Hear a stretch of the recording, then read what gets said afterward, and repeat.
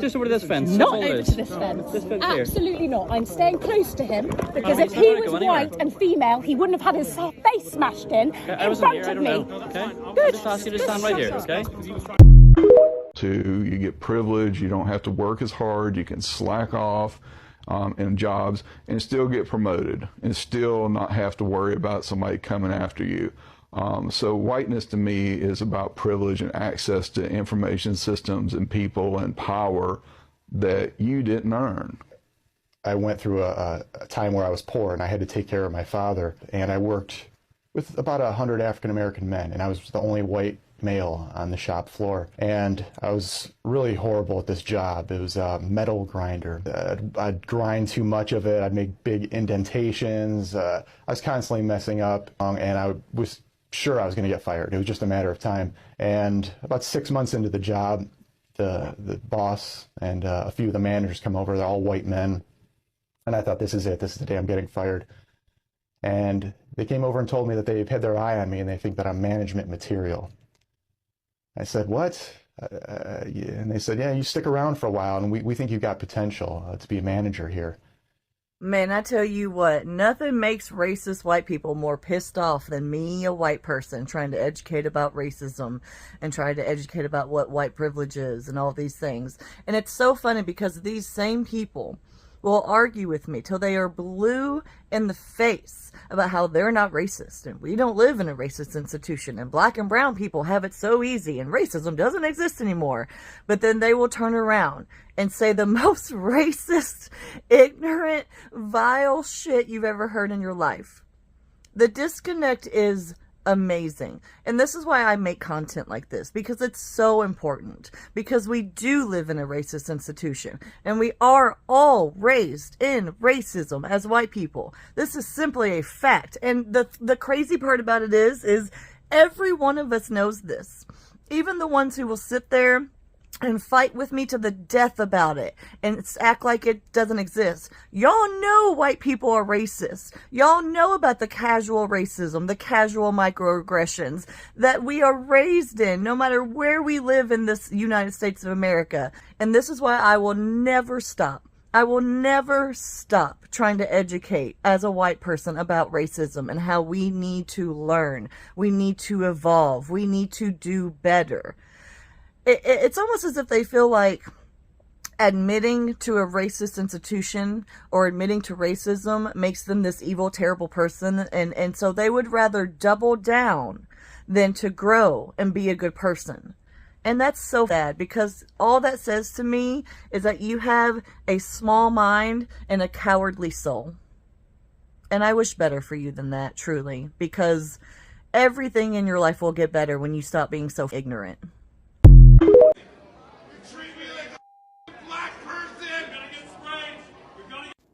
Once again, they know. I have a whole nother video where it's a white woman who's getting arrested, and she said, how dare they arrest her? What am I, some black kid in the wrong neighborhood? They know. They've always known. They have to know because they're the ones that invented the system. And even if you are a white person that claims not to be racist, you probably met some white people that are. That when there's no POCs around, they tell you how they really feel. They've always known. And now we, as people of color, know that they know. There's no more point to secrets and books and perfect quotes to get them to understand. They know. Hello guys, now this is what we call white privilege. Maybe a lot of people may think that white privilege is all about finances, it's all about you not being in a position to be in a stance or have economic development, but it also includes this.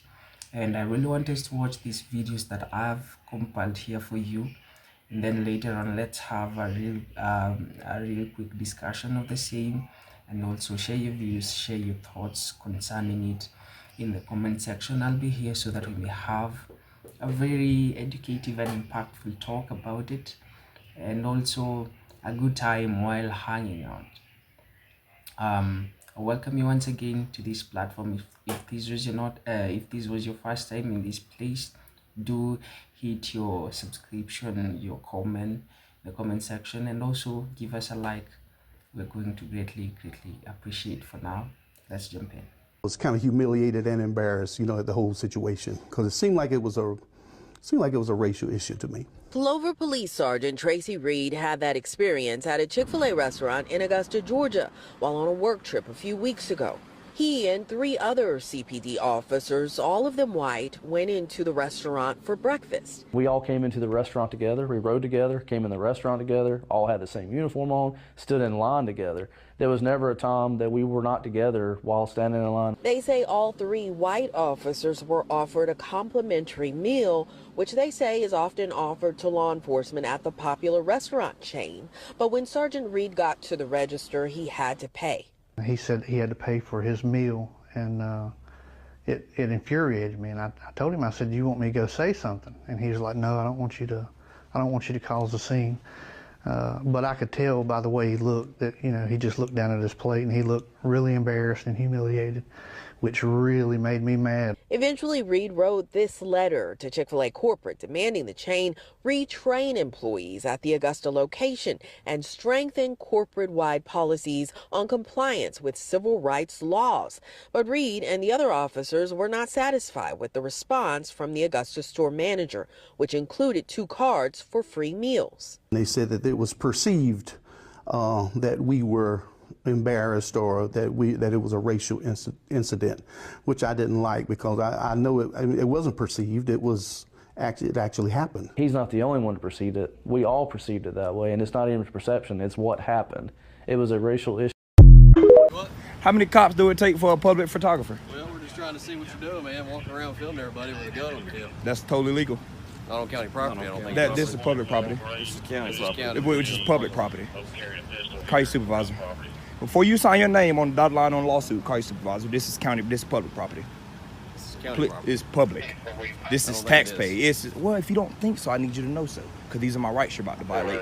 So I need all y'all to be sure that what you're finna do is legal, okay? Because I can film in public as long as I want to. And there's 1, 2, 3, 4, 5, 6, 7, 8 cops out here, and you got your hand on your gun for what reason? For my safety. Are you ready to shoot me? No, I'm not. So why you got your hand on your gun? Because I can. Because you're ready to shoot me, right? No. Guns are made to shoot. Y'all are a joke. Opinion at this point. No. It's a matter of fact. Your hands are on your gun. The issue is not here. I'm done talking to you. The issue is you open carry. Which is legal in this state. Not here on this county property. This is public property. This is I can't carry inside of there. That's a government building. You're right. Exactly. I'm outside. This is a public area. What's your name? Lot. Tell me your name. It's Detective Williams. Detective Williams. Yeah. Your badge number? We don't have badge Don't have badge numbers. No. So what you're telling me right now is, per the Constitution, I cannot open carry or film in none of this area. Per the county policy. But policy isn't law. I need you to understand that. Policy isn't law. Hey man, what's your name? I'm not giving that out. I haven't broken the law. Well, I want to know what to refer to you as. Good citizen, please. Good citizen? Yes, sir. Okay. Well, the reason we're here is because it is abnormal for somebody to open carry on county property. Now, with that opening statement, listen, I would much rather talk to it. you, but I need this officer to understand that he's threatening my life with his hand. He's not threatening his And life. he has the top of it. I need y'all to see this, okay? Hey, He's done took the top off his gun. He's ready to shoot me for no talk to reason. me? Yes, sir. I'm trying I'm to be sorry. cordial with you because I am the Yes, sir. supervisor. My keys are right here. I'm cold. I'm putting my hand right here, okay? I don't want you shooting for no reason. Hey, can you talk to me? Yes, sir. Okay. I am the supervisor. Yes, sir. The county parking lot, it is county property, but the parking lot is public. You are right about that. Yes, sir. But it is abnormal for people to walk around the parking lot with an open carry pistol. It is abnormal. You have to admit that it is abnormal. But is it legal? It doesn't matter whether it's legal or illegal. Is it legal? I'm I saying just want to that answer my it question. raises officer. people's suspicion. But you're the supervisor, so you should know this more than anybody. Is it legal? It is legal. Yes, it is. Can I have your name? Oh, I'm sorry. I got that already. Can I have your name? Are you going to listen to me? Have your name. Superior here, sir. I am superior. No, you're I am superior officer. My badge number is 4. Yes, sir. Okay, so you have ID. I don't have to give you ID. No, sir. you do I'm have just to. sitting there lunch. You Why do are have to here? show your ID. Why are you here? No, I don't. Yes, I do. Commit. Get. What crime you did know I what? commit? Get up. What crime? Go outside. I'm Get up asking, and go outside. Asking you what crime. Get up I and go committed. outside. Sir, I'm asking you what. And I'm asking your identification. Sir, what Get up and go What was outside. the call? I'm not a threat to you. Are you a cop? Not a threat to you. You don't tell me what a threat to me is. You don't know. Just because you're a cop don't mean you can hold a gun at somebody whenever you get good and damn ready. It's absolutely outrageous. The police officer was arresting a white suspect, but was holding a gun towards a black man. This incident occurred in Arizona. Officer Ronald arrived at a hotel in the city in response to an illegal break-in alarm call. He met the hotel manager in the lobby and was informed that there was a white male suspect who was still inside the hotel and had not left yet. Where is he now? Which room number? White male, black male, what do we got? Is he a white male, a black male? Come on. White male, he's going to be wearing a black shirt, tan pants. He's going to be coming down the staircase and exit out that door right there. 10-4. He's probably going to be poking out on the west exit. After confirming the suspect's characteristics, the police officer went to the door to prepare for arresting the suspect. As the suspect was armed with a gun, the police officer immediately drew his own pistol. Get inside now. Get out of here now. Put your hands up. One at gunpoint. Step out. I work here. You work here? I was kicking the door closed, man. Okay, turn around. I work here. That's fine. Come on, man, you don't gotta Step put no this way. gun in me. I got Hey, my listen to me. Listen. Okay? I got my hands. I am responding to somebody with a firearm who matches your description. You understand that? Come here. Although the suspect was described as a white male wearing a black shirt, and Officer Ronald had just repeated this description not long ago. White male, he's going to be wearing a black shirt, tan pants. But instead, he pointed the gun at a black man wearing a white shirt and claimed that the man matched the characteristics of a suspected gun offender. I got my hands up, man. Take the gun off. For real, I got my hands up. Where's your ID at? No, you don't get to tell me what to do. Where's your ID at? Take the gun off me, man. No. Where your supervisor at? You gonna shoot me? No. Be another person on the news? Get on your knees. I didn't do nothing Shut to the you. with that on your knees. I didn't do nothing to you. Remember this. I need your badge number and your name. You'll get everything you need. Yeah, put everything on the I ground. didn't do nothing to you. I got my hands up and I work here. Go call the manager. Although the black man kept explaining and persuading the police officer to put down the gun, the officer remained unmoved and scolded the man, saying, "You're not a police officer. You have no right to tell me what to do." I'm not a threat to you. Are you a cop? I'm not a threat to you. You don't tell me what a threat to me is. You don't know. Just because you're a cop don't mean you can hold a gun at somebody whenever you get good and damn ready. I put my hands up and I'm When not... I'm responding to somebody with a firearm, I can do what I need to stay safe and go home to my family. Do you understand that? My hands are up. The whole history of America is the history of rich white men telling not rich white people that their enemies are black and brown. It starts in the colonies of what would become the United States. Let's remember, during the colonial period, mid-1600s, there was no such thing as white people. I know some people who are now called white find that shocking, right? Because they think whiteness is real, right? But whiteness was created. Europeans didn't call themselves white. We didn't call ourselves white. We weren't all members of one big happy family. Are you kidding? Have you studied the history of Europe? The history of Europe was about killing each other. That's what we did in Europe. We just killed each other before we figured out there were other people to kill. We just killed each other, right? I mean, that was the history of Europe. The English hated the Irish, right? Northern Italians didn't even think that Southern Italians were Italians. The Germans hated everybody, and everybody hated their ass right back, right? There was no team called white, no race called white, but all of a sudden, in the middle of the 1600s, there was. Why? Why was it suddenly necessary to create this thing called the white race? Well, because rich people can count, that's why. And so rich folks looked around, the ones that owned all the land, you know, in the colonies, the colonial elite looked around and they realized something, that they were heavily outnumbered by African enslaved folks, by European indentured servants, who were just one level above a slave, or other Europeans who weren't technically indentured servants, but they were still peasants, didn't have any money, didn't have any land, and they could do the math. They added it up, and they were like, damn, we got to figure out a way to split these folks apart from one another, or they're going to rise up and take our stuff, right? Because after a while, these black folks who were enslaved Africans and these quote-unquote white folks who were poor Europeans are going to figure out they're all getting played by these rich people. Right? So ultimately, the rich figure out they got to come up with some way to get somebody in that group on their team. The easiest thing is to get the poor Europeans, right? Because at least they look like you. They sort of share some of the customs and the culture. So they all of a sudden create this thing called whiteness, and they say, now you're part of the club. Now we're going to let you testify in court, enter into contracts, vote, at least if you're a man, own a little bit of land, at least if you're a man, right? And we're going to get rid of indentured servitude. No more of that, because you're too good for that. And we're going to take the white men, now called white men, and put them on the slave patrol to keep black people in line. Give them a horse and a gun and a badge and make them feel big and powerful, right? They're still poor. They still don't have anything. They didn't pay the slave patrol well, right? Just exploited them, used them as a buffer between the elite and the other poor folks, particularly poor folks of color. And pretty soon, the rebellions that occasionally happened where black and white got together to overthrow the elite, those stopped because the divide and conquer had begun to work, right? You could turn people against each other by telling those poor white folks, they got to keep these black people in line. And so that divide and conquer gets initiated in the colonies. Rich white men telling not rich white people that their enemies are black and brown. Fast forward to the Civil War era. And you have, I'm from the South, right? My people, the elite in my part of the country, right, actually announced that the reason they wanted to break away from the Union and possibly go to war with their brothers and sisters to the North was in order to maintain slavery and white supremacy. They said that at the time. We lie about it now. And we say it had nothing to do with that. But of course, at the time, they didn't have any shame about it, so they just said it openly, right? The vice president of the Confederacy, Alexander Stephens, said that the cornerstone of the new government was the great truth that the Negro was not the equal of the white man. So that's the reason the Confederacy was formed and existed. But here's the trick. If I'm rich and I want to go to war to protect my ownership in other human beings, my property, but you're poor and you don't own any enslaved people, why the hell would you go fight to protect my stuff? Because I'm a rich person, I'm not going to fight. Rich people don't go to war, right? Rich people get poor people to go to war for them, whether it's in 1860 or whether it's during the 1960s or whether it's today, right? Rich folks get doctors to write notes for them that say that they have heel spurs, and that's why they can't go to Vietnam. And if you don't know who I'm talking about, you can Google that shit because he's sitting in the White House right now, right? Oh, I can't go fight. I have heel spurs. Send some poor kids to do that for me, please, right? So that's been a long-standing tradition. So the rich have to figure out a way to convince the poor to go fight for them. But that's a hard thing. That's like a hard sell, right? Like, how the hell, why would you do that? Why would you go fight to protect my property rights when you don't own anything? The only way you would do it is if that rich person comes to you and says, hey, listen, you gotta go fight. Because we got to maintain our way of life, because if these people get free, they're going to take your jobs. No, fool, they already got your job.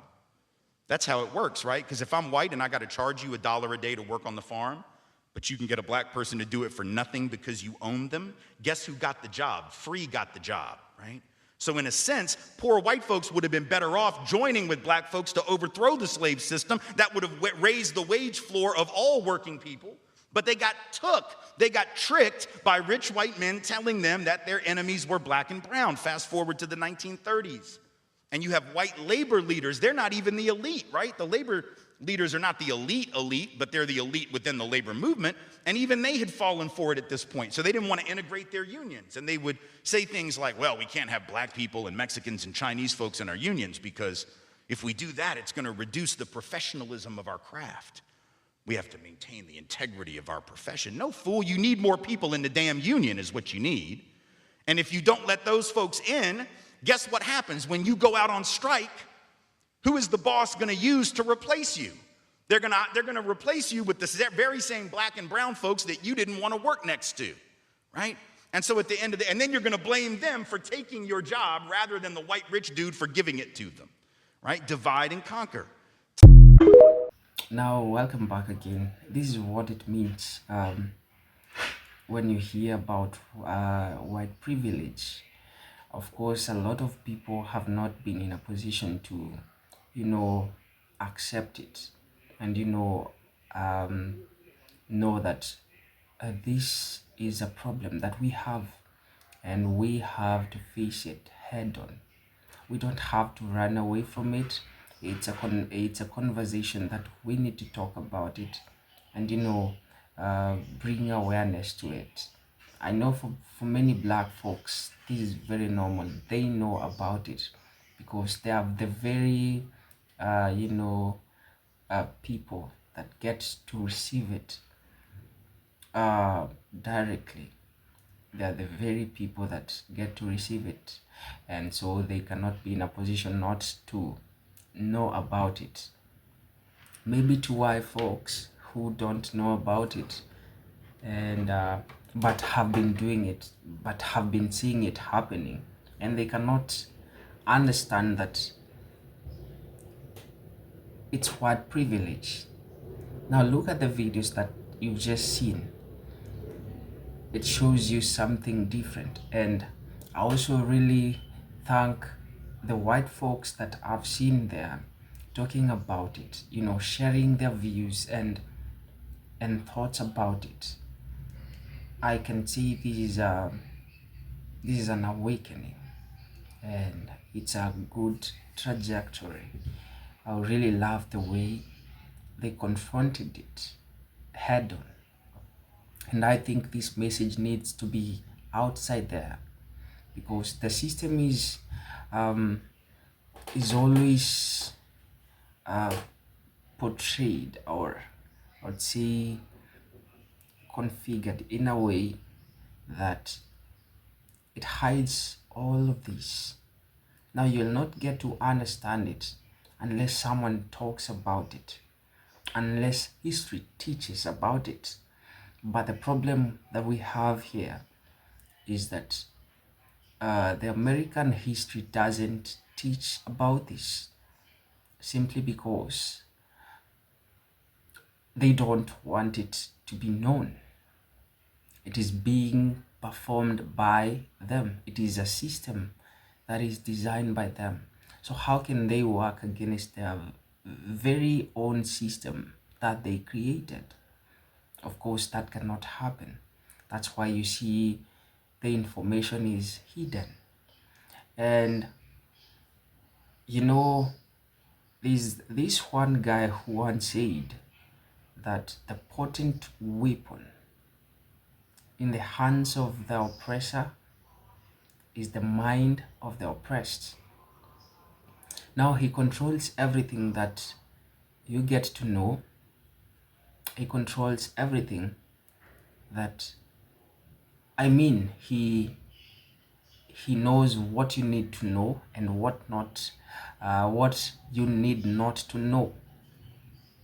So in that position, he really controls you very well, very much, because that's why you see he tries to make a way, not he tries to make a way that the system, or the purpose of the system, is not exposed here in the outside. No, it is not exposed from the inside to out. But this it's something with the truth. It always finds itself out. The truth will always find itself out. So they've tried for a long time covering it, not to be seen, not to be, of course they cannot cover it not to be seen. They cannot cover it for long because it involves active and physical actions. That's why they've not been in a position to hide it from being seen, but they've hidden it from being understood. So it is packaged in a way that no one, or unless he's very keen, will get to understand it. But because black folks have been are the subject here, no, they are the object here, that's why they have to know about it. But the white people, they're not told about it, but they keep on seeing it happening. And I really thank the white people. Now it is being spoken from them. Now it's not the black folks talking about it, it's the white people talking about it. It's a very good stuff, because now they will not say it's a prejudice or a stereotype, because it's coming from their own people. And I would really love these kind of videos and this kind of conversations to be held in different spaces, these conversations to be popular, so that it can be known that people have woken up and they have a different mindset, so that the minority, my black folks, can receive their freedom and receive what they ought to receive. But it's my hope that this conversation will be held each and every time, and frequently, because the history is hidden and they get to cover it, sometimes edit some stuffs so that you cannot get to know what's happening. But with such kind of platforms, we are going to make it known. We are going to push it to the public, even if they don't write it on books. Now we are going to record it and bring it to the people so that people may know, because information is power. The government gets to control people because they have information that they've held from them. That's why they control them.